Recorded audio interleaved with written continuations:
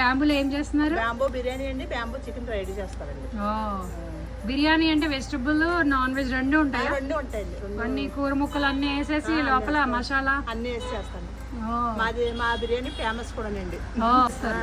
నిప్పులు కదండి, చిన్న మంట, పొలంలో మంట మీద కాల్చాలండి. చిన్న మంట, అలాగే పెద్ద మంట పెట్టకూడదు, సమానంగా కాల్చాలండి.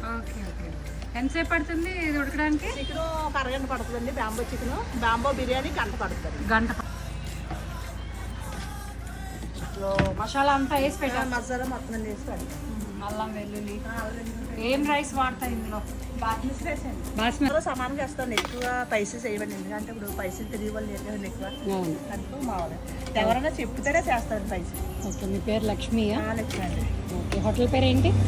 హోమ్లీ రెస్టారెంట్, మారేడు. మారేడు.